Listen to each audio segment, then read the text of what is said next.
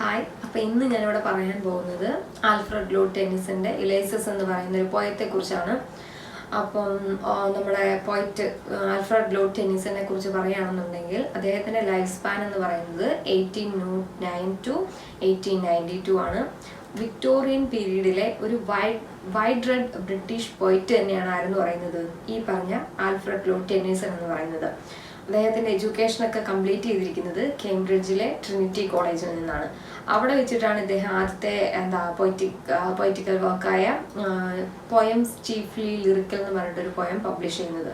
പക്ഷേ ഇദ്ദേഹത്തിന്റെ മാസ്റ്റർലി വർക്ക് എന്ന് പറഞ്ഞിട്ട് പബ്ലിഷായ പോയം എന്ന് പറയുന്നത് പോയംസ് എന്ന പേരിൽ പബ്ലിഷ് ചെയ്ത ഒരു വർക്കാണ്. അതാണ് ഇദ്ദേഹത്തിന് ഒരു പോയറ്റ് എന്നുള്ള നിലയിൽ ഒരു റെപ്യൂട്ടേഷൻ നേടിക്കൊടുത്ത ആദ്യത്തെ വർക്ക് ഏതാണ്? ഈ പറഞ്ഞ പോയംസ് ആണ്. അതിന്റെ തന്നെ സെക്കൻഡ് വോളിയത്തിലാണ് ഏത് വരുന്നത്? നമ്മൾ ഈ പഠിക്കാൻ പോകുന്ന ഡ്രമാറ്റിക് മോണലോഗായ യുലൈസസ് വരുന്നത്. ഡ്രമാറ്റിക് മോണലോഗ് എന്തുവാണെന്നൊക്കെ നേരത്തെ നമ്മൾ പറഞ്ഞിട്ടുണ്ട്. ഇനി ടെന്നിസന്റെ കുറച്ച് ഫേമസ് വർക്ക്സ് ഒക്കെ ഉണ്ട്. Princess mood, idylls of the king എന്നൊക്കെ പറഞ്ഞിട്ട്, ഇൻ മെമ്മോറിയം, ഇതൊക്കെ അദ്ദേഹത്തിന്റെ ഫേമസ് വർക്ക്സ് ആണ്. ഇനി നമ്മളീ പഠിക്കാൻ പോകുന്ന യുലൈസസ് എന്ന് പറയുന്നത് ഏറ്റവും ഫേമസ് ആയിട്ടുള്ള ഒന്നാണ് ഈ യുലൈസസ് എന്ന് പറയുന്നത്. യുലൈസസ് എന്ന് വെച്ചാൽ അതിൽ ഒഡീസിയസ് എന്ന് നിങ്ങൾ കേട്ടിട്ടുണ്ടായിരിക്കും. അദ്ദേഹത്തിന്റെ കഥയാണ് യുലൈസസ് എന്ന് പറയുന്നത്. ഇത് എന്തിനെ ബേസ് ചെയ്ത് എഴുതിയതാണെന്ന് ചോദിച്ചാൽ ഹോമറിന്റെ ഇലിയഡ്, നമ്മുടെ ഒരു ഇതിഹാസം എപ്പിക്ക്, നമ്മൾ മഹാഭാരതവും രാമായണവും ഒക്കെ കാണുന്ന പോലെ തന്നെ അവരുടെ ഒരു എപ്പിക്കാണ് ഇത് ഈ ഹോമറിന്റെ ഇലിയഡ് എന്ന് പറഞ്ഞിട്ട്. ആ ഇലിയഡിനെ ബേസ് ചെയ്തുകൊണ്ടാണ് ഏത് എഴുതിയിരിക്കുന്നത്? ഈ യുലൈസസ് എഴുതിയിരിക്കുന്നത്. അപ്പൊ നിങ്ങൾ ആദ്യം എന്തറിയണം? ആ ഹോമറിന്റെ ഇലിയഡിന്റെ കഥ എന്തോന്ന് അറിയണം. അതിപ്പോ എക്സാമിന് ചോദിച്ചാൽ അതുപോലെ എഴുതി വെക്കണമെന്നല്ല, എന്നാലും എന്തെങ്കിലുമൊക്കെ ഒന്ന് മെൻഷൻ ചെയ്തു പോകാം, അതിന്റെ ഒരു ഔട്ട്ലൈനോടെ കൊടുക്കുകയാണെന്നുണ്ടെങ്കിൽ. അപ്പം ഹോമറിന്റെ ഇലിയഡ് എന്ന് വെച്ചാല് ഗ്രീക്കും ട്രോജൻസും തമ്മിലുള്ള നടക്കുന്ന യുദ്ധമൊക്കെ അത് വരുന്നുണ്ട്. ഗ്രീക്കിലെ രാജാവ് മെനിലാസിന്റെ ഭാര്യയാണ് ആര്? ഹെലൻ. ഹെലൻ എന്ന് വെച്ചാൽ ഏറ്റവും സുന്ദരിയായ ലേഡി. ആ ഹെലനെ ട്രോയിലെ പാരീസ് എന്ത് ചെയ്തുകൊണ്ട് അപ്ഡേറ്റ് ചെയ്യും. പാരീസ് എന്ന് വെച്ചാൽ ആ ട്രോയിലെ രാജാവ് ഹെക്ടറിന്റെ അനിയൻ പാരീസ്, അയാൾ എന്ത് ചെയ്യും? മോഷിച്ചോണ്ട് പോവാണ് ഹെലനെ. അതിന്റെ പേരിൽ ഈ ട്രോജന്മാരും ഗ്രീക്കുകാരും തമ്മിൽ യുദ്ധം നടക്കുന്നുണ്ട്. എന്തിനു വേണ്ടിയിട്ട്? ഈ ഹെലനെ വീണ്ടെടുക്കുന്നതിന് വേണ്ടിയിട്ട്. ആ യുദ്ധം ഏകദേശം 10 വർഷം നീണ്ടു നിന്നു എന്നാ പറയുന്നത്. ആ യുദ്ധത്തിൽ പാർട്ടിസിപ്പേറ്റ് ചെയ്ത ഒരാളാണ്, മെയിൻ ഹീറോ ആണ് ആര്? ഒഡീസിയസ്. അതിലെ മെയിൻ വേറെ ആരൊക്കെ ഉണ്ടെന്ന് വെച്ചാൽ ഏറ്റവും പ്രധാനപ്പെട്ടത് അക്കിലീസ് എന്ന് പറഞ്ഞിട്ട് ഒരു കഥാപാത്രമുണ്ട്. അതാണ് മെയിൻ ഹീറോ.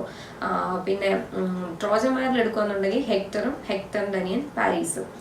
ഗ്രീക്കിൽ നോക്കുകയെന്നുണ്ടെങ്കിൽ ഈ പറഞ്ഞ മെനിലാസ്, ഹെലന്റെ ഭർത്താവ് മെനിലാസ്, അതുകൂടാതെ ഫേമസ് ആയിട്ടുള്ള അക്കിലീസ്, അതിനുശേഷം വരുന്നത് ആരാണ്? ഒഡീസിയസ്. ഈ ഒഡീസിയസിന്റെ കഥയാണ് നമ്മൾ ഈ പഠിക്കുന്ന യുലൈസസ് എന്ന് പറയുന്നത്. ഈ പറയുന്ന യുലൈസസിന്റെ കഥ, ഒഡീസിയസിന്റെ കഥ എന്ന് പറയുന്നത് ഒരുപാട് പോയംസിലൊക്കെ ഇതുപോലെ തീമായിട്ട് വരുന്നുണ്ട്. പല രീതിയിൽ ഇദ്ദേഹം എന്ന് വെച്ചാൽ ഒരു വോയേജറാണ്, ഒരു ട്രാവലറാണ്. അപ്പൊ ഈ പോകുന്ന ഒരുപാട് സ്ഥലത്തെ കാര്യങ്ങൾ പറഞ്ഞുകൊണ്ട് ഒരുപാട് പോയംസ് എഴുതിയിട്ടുണ്ട്. ലോട്ടസ് ഈറ്റേഴ്സ് ഒക്കെ ഇതുപോലെ വരുന്ന ഈ ഒഡീസിയസിന്റെ കഥ തന്നെയാണ്. അപ്പൊ ഇതിൽ നമ്മൾ ഈ പഠിക്കുന്ന യുലൈസസ് എന്ന് പറയുമ്പോഴത്തേനും അതിന് 3 പാർട്ടായിട്ടാണ് തിരിച്ചിരിക്കുന്നത്. അതിൽ ഒന്നാമത്തെ പാർട്ട് എന്ന് പറയുന്നത് ഈ പറഞ്ഞ യുലൈസസിന്റെ പാസ്റ്റ് എന്ന് പറയുമ്പോൾ അതിൽ ഈ ട്രോജൻ വാറും കാര്യങ്ങളൊക്കെ വരുന്നത് ആദ്യത്തെ ഭാഗം. രണ്ടാമത്തെന്ന് പറയുന്നത് അവിടുന്ന് തിരിച്ചു വന്നിട്ട് ഇഥാക്കയില് ജീവിക്കുന്നില്ല, അവിടെ വരുന്ന കാര്യങ്ങളും അദ്ദേഹത്തിന്റെ മകൻ ഭാര്യ പെനിലോപ്പും മകൻ ടെലിമാക്കസിന്റെയും കാര്യങ്ങളൊക്കെ പറയുന്നതാണ് രണ്ടാമത്തെ പാർട്ട്. ഇനി മൂന്നാമത്തെ പാർട്ട് എന്ന് പറയുന്നത് ഇദ്ദേഹം വീണ്ടും യാത്രക്കായിട്ട് തിരിക്കുന്നതാണ് മൂന്നാമത്തെ പാർട്ട്. ഇങ്ങനെ 3 പാർട്ടായിട്ടാണ് ഈ യുലൈസസ്, നമ്മൾ ഈ പഠിക്കുന്ന യുലൈസസ് തിരിച്ചിരിക്കുന്നത്. ഇതിൽ ഒന്നാമത്തെ പാർട്ട് എന്ന് പറയുമ്പോൾ നമ്മൾ ആദ്യം പറഞ്ഞു ട്രോയിലെ കഥയും കാര്യങ്ങളൊക്കെ ബേസ് ചെയ്ത് പറഞ്ഞു. അതാണ് ഈ ഇതിന്റെ അടിസ്ഥാനം എന്ന് പറയുന്നത്. അപ്പം ഈ ട്രോജൻ വാറൊക്കെ കഴിഞ്ഞിട്ട് അദ്ദേഹം തിരിച്ചെവിടേക്ക് വരുവാണ്? സ്വന്തം നാട്ടിലേക്ക് വരുവാണ്. അതായത് ഇഥാക്കയിലേക്ക് വരുവാണ്. ഇഥാക്കയിലേക്ക് വരുന്നത് എത്ര നാൾക്ക് ശേഷം? ഈ പറഞ്ഞ 10 വർഷം യുദ്ധവും പിന്നെ അദ്ദേഹത്തിന്റെ ആ ട്രാവലൊക്കെ കഴിഞ്ഞ് ഒരുപാട് നാൾക്ക് ശേഷമാണ് തിരിച്ചു വരുന്നത്.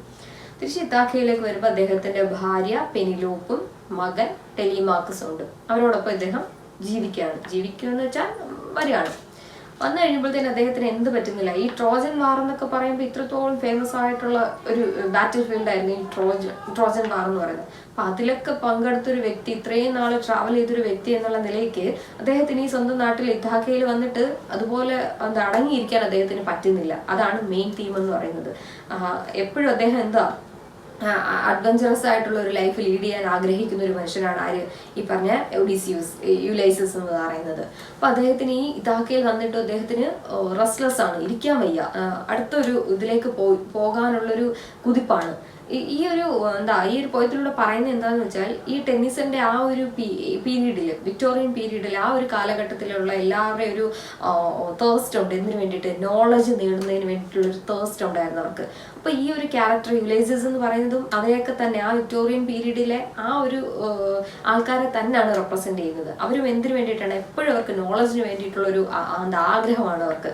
റെസ്റ്റ്ലെസ് ആണ്, നോളജ് അവർക്ക് കിട്ടിക്കൊണ്ടേയിരിക്കണം എന്നുള്ള അവരുടെ ആ ഒരു സ്പിരിറ്റ് എപ്പോഴും അതിനുവേണ്ടി അന്വേഷിച്ചുകൊണ്ടേയിരിക്കുന്നതായിട്ട് പറയുന്നുണ്ട്. അപ്പൊ ഈ യുലൈസസ് റെപ്രസെന്റ് ചെയ്യുന്നത് വിക്ടോറിയൻ പീരീഡിന്റെ ആൾക്കാരെ തന്നെയാണ്. ആൾക്കാർ മീൻസ് ഈ പറയുന്ന ഒരു പോയിറ്റ്സിനെ തന്നെയാണ് പറയുന്നത്.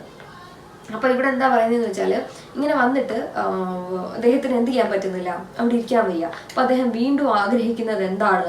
വീണ്ടും ഇതുപോലെ യാത്ര തുടരണമെന്നാണ് ആഗ്രഹിക്കുന്നത്. അത് ഈ പറയുന്നുണ്ട്, I like to drink a life to the lees എന്ന് പറയുന്നുണ്ട്. അതായത് ഞാൻ എൻ്റെ റിമൈനിങ് ലൈഫിൽ കൂടി അതിന്റെ അവശിഷ്ടം, അതിന്റെ റിമൈനിങ് പോർഷൻ കൂടെ എന്ത് ചെയ്യാൻ ആഗ്രഹിക്കുകയാണ്, ആവോളം എക്സ്പീരിയൻസ് ചെയ്യാൻ ആഗ്രഹിക്കുന്നു എന്ന് പറയുന്നുണ്ട്.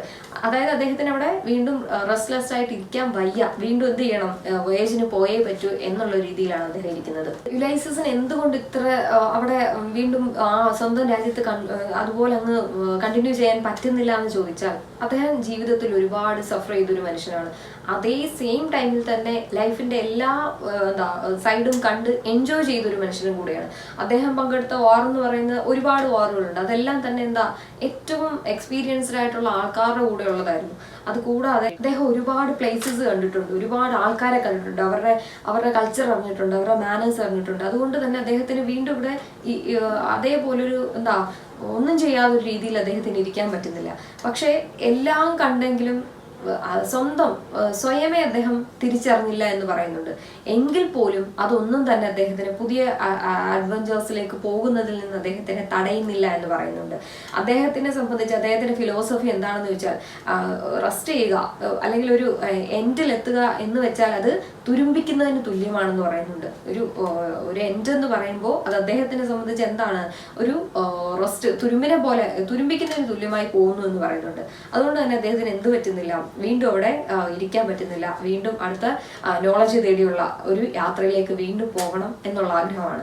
ഇനി രണ്ടാമത്തെ പോർഷനിലേക്ക് വരുമ്പോൾ അദ്ദേഹത്തിന്റെ മകനെയും ഭാര്യയും കുറിച്ച് പറയുന്നുണ്ട്, പെനിലോപ്പും ടെലിമാക്കസ് എന്ന് പറയുന്നത് വളരെ തന്റെ രാജ്യഭരണം ഏൽപ്പിക്കാൻ പറ്റിയ ഒരു പുത്രൻ തന്നെയാണ് ആര്, ടെലിമാക്കസ്. അത്രത്തോളം ഡ്യൂട്ടീസ് എല്ലാം കറക്റ്റ് ആയിട്ട് ചെയ്യുന്ന ഒരു പുത്രനാണ് ടെലിമാക്കസ്. അദ്ദേഹത്തിന് പെനിലോപ്പിനോടും ടെലിമാക്കസിനോടും ഭയങ്കരമായ സ്നേഹവുമുണ്ട്. പക്ഷെ അതിനേക്കാൾ സ്നേഹം അദ്ദേഹത്തിന് എന്തിനോടാണ്, ഈ പറഞ്ഞ വോയേജിനോടാണ്. അതുകൊണ്ട് തന്നെ വോയേജ് മീൻസ് നോളജിനോടുള്ള ആ ഒരു തേഴ്സിനോടാണ്.